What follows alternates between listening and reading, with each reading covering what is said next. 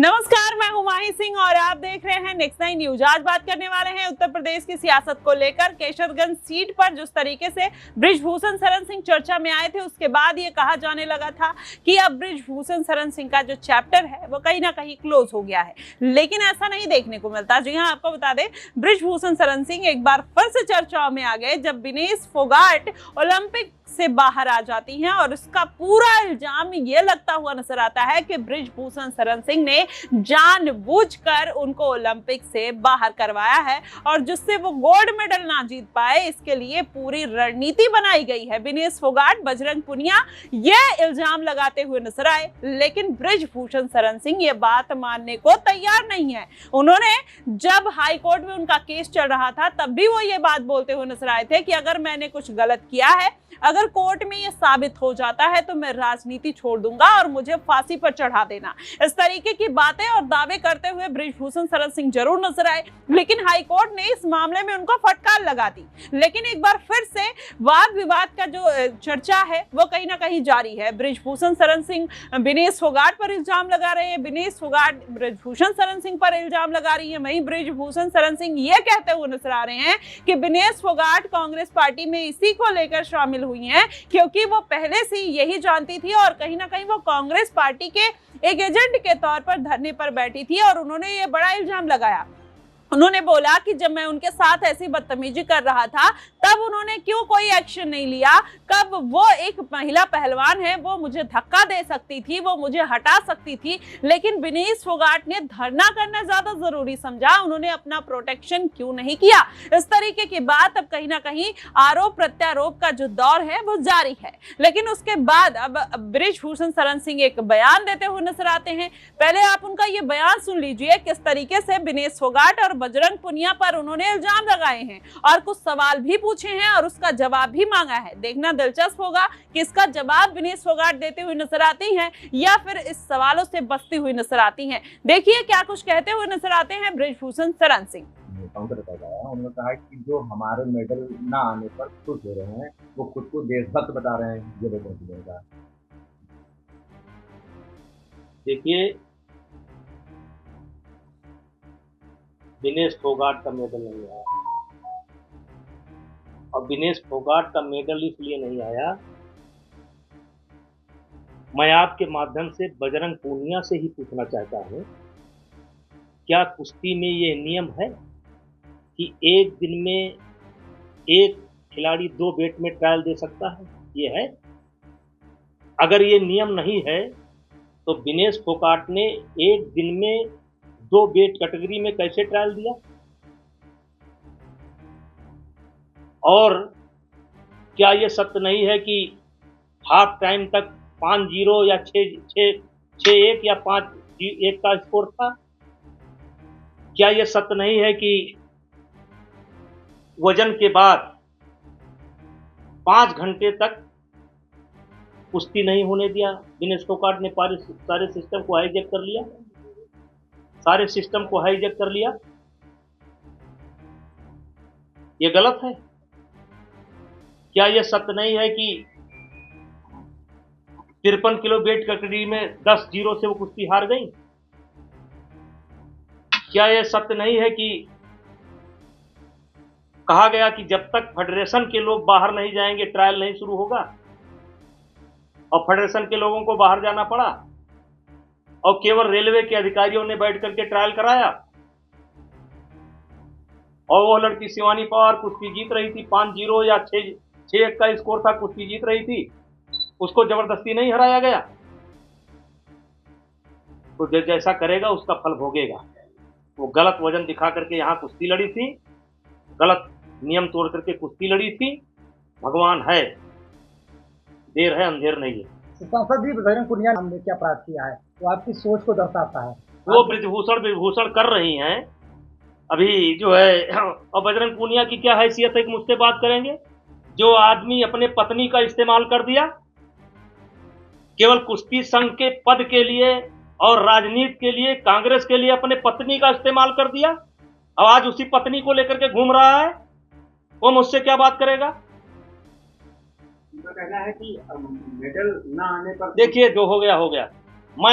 मुझे कोई दुख नहीं है। विनेश फोगाट नियम तोड़ करके ट्रायल उन्होंने दिया था। नियम यह है कि एक दिन में कोई भी खिलाड़ी 2 वेट कैटेगरी में ट्रायल नहीं दे सकता। उन्होंने जूनियर पहलवानों का हक मारा था, गलत ट्रायल लेकर के यहाँ से गई थी, उन्होंने पूरे सिस्टम को हाईजेक कर लिया था और जो वजन छिपा करके यहाँ से गई थी वही वजन वहाँ उनका काल बन गया। और जहाँ तक मेडल की बात है, अगर ये लोग आंदोलन न किए होते तो कम से कम 5 मेडल कुश्ती से आता। इन लोगों को हटने दीजिए, अगले ओलंपिक में देख लीजिएगा। यद्यपि मैं कुश्ती से हट चुका हूँ, लेकिन भारत के बच्चे और विशेष करके हरियाणा के बच्चे, जूनियर बच्चे इतने अच्छे हैं कि चलिए मैं घोषणा करता हूँ अगले ओलंपिक में 5 मेडल कुश्ती से। अच्छा, जिस तरह को कितना ज्यादा वहाँ पर बल मिलेगा या क्या होगा हरियाणा में? हमारे हिसाब से कांग्रेस को सफाई देते थे। तो देखा आपने किस तरीके से अब ये बात बढ़ती हुई नजर आ रही है। अब हर राजनीतिक गलियारे में बृजभूषण शरण सिंह और विनेश फोगाट की चर्चा है।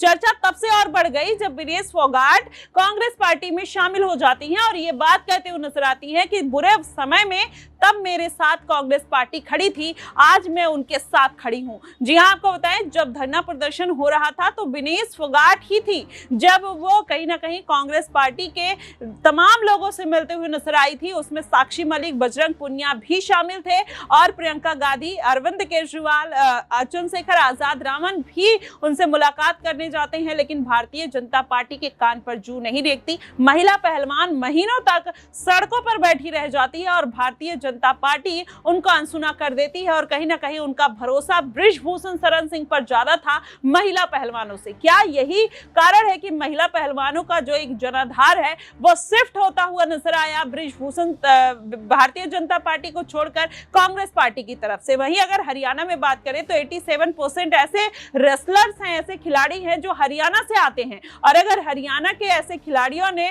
भारतीय जनता पार्टी पर भरोसा करना बंद कर दिया तो क्या आने वाले दिनों में कांग्रेस पार्टी उनको शरण देंगे? क्या सबको टिकट बांटते हुए नजर आएंगे? ऐसे में कहीं ना कहीं तमाम सवाल खड़े होते हुए नजर आ रहे हैं और ये सवालों के घेरे में बृजभूषण शरण सिंह के साथ साथ भारतीय जनता पार्टी भी घिरती हुई नजर आ रही है। वहीं अगर उत्तर प्रदेश की राजनीति की बात करें तो अखिलेश यादव भी बृजभूषण शरण सिंह पर कहीं ना कहीं आरोप लगाते हुए नजर आए। 6 बार के सांसद बृजभूषण शरण सिंह एक बार सपा से भी सांसद रह चुके हैं। तो माना यही जा रहा था कि भारतीय जनता पार्टी पर जब बृजभूषण शरण सिंह ने इल्जाम लगाया कि भारतीय जनता पार्टी अब उनको कोई बड़ी जिम्मेदारी नहीं देगी, अब इसलिए वो मुंगेरी लाल बनने के सपने नहीं देखते हैं। तो क्या यही कारण है कि अखिलेश यादव ने तब चुप्पी साधी थी, तब उन्होंने बृजभूषण शरण सिंह को लेकर कुछ नहीं कहा था? क्या वो चुनावी फायदा उठाना चाह रहे थे और वो चाहते थे कि बृजभूषण शरण सिंह उनकी पार्टी में शामिल हो जाएं? कहीं ना कहीं ये बातें भी निकल कर आ रही थी। लेकिन इंडिया गठबंधन में होने के नाते अब अखिलेश यादव को कड़ा विरोध करना पड़ रहा है। वहीं देखा जाए तो अखिलेश यादव हो या विनेश फोगाट हो, बजरंग पुनिया हो, कांग्रेस पार्टी हो या फिर अन्य तमाम पार्टी के नेता जो हैं वो कहीं ना कहीं अब इस बात पर सवाल उठा रहे हैं, राजनीति करते हुए नजर आ रहे हैं। और वहीं महिला पहलवानों को लेकर जिस तरीके से एक बार फिर से हरियाणा में चुनौतियों का दौर कहीं ना कहीं जारी हो गया है। विनेश फोगाट और बजरंग पुनिया खुलकर चुनौती देते हुए नजर आ रहे हैं बृजभूषण शरण सिंह को कि हरियाणा में आइए, आपको बता देते हैं राजनीति क्या होगी और राजनीति में आप यहाँ पर जीत दर्ज कर पाएंगे या नहीं। इस तरीके की कवायद भी निकलकर सामने आ रही है और ऐसे खुले तौर पर चैलेंज देना कहीं ना कहीं बृजभूषण शरण सिंह को हिट कर सकता है, क्योंकि वही बृजभूषण शरण सिंह अपने ही क्षेत्र में कहीं ना कहीं आसपास के क्षेत्रों में दबदबा रखते हैं। और यही कारण है कि भारतीय जनता पार्टी पूर्ण रूप से उनको दरकिनार नहीं कर पाई, उनको टिकट नहीं दिया, उनके बेटे को टिकट दे दिया। यही कारण है कि बृजभूषण शरण सिंह ये बात हमेशा से कहते हुए नजर आए, दबदबा था, दबदबा है, दबदबा रहेगा। अगर वाकई में उन्होंने विनेश फोगाट को ओलंपिक से निकाला है तो वाकई में उनका दबदबा देखने को मिलता है। लेकिन वो इस बात पर सिरे तौर पर कहीं ना कहीं नकारते हुए नजर आ रहे हैं। उन्होंने कहा कि वो अगर इतना सब कुछ होता तो मैं इतना ज्यादा मेरा वो वर्चस्व नहीं है कि मैं ओलंपिक तक पहुंचकर विनेश फोगाट को बाहर निकलवा दूंगा। लेकिन विनेश फोगाट भी तमाम तरीके के आरोप लगाती हुई नजर आई कि अंदर से लेकर बाहर तक सभी तरीके अगर देखा जाए तो उन्हीं के आदमी थे, उन्हीं की वजह से मैं बाहर आई हूँ। परिवार ने भी आरोप लगाया। देखना दिलचस्प होगा कि आखिरकार किसकी बातों बातों में सच्चाई है, आने वाले दिनों में किस तरीके से राजनीति सियासी मोड़ लेते हुए नजर आएगी, ये देखना कहीं ना कहीं बेहद दिलचस्प होगा। फिलहाल आपको क्या कुछ लगता है कि आखिरकार सच कौन बोल रहा है, विनेश फोगाट या फिर बृजभूषण शरण सिंह? ये आरोप प्रत्यारोप का जो दौर है, क्या कांग्रेस पार्टी इसमें अपना विजय रथ हासिल कर पाएगी या फिर भारतीय जनता पार्टी इस बार जीत का परचम हरियाणा में लहराती हुई नजर आएगी? कौन गेम चेंजर साबित होगा, आप हमें कमेंट बॉक्स में जरूर बताइएगा। फिलहाल के लिए बस इतना ही। देश और दुनिया की तमाम खबरों के लिए हमारे साथ बने रहिएगा नेक्स्ट 9 न्यूज पर।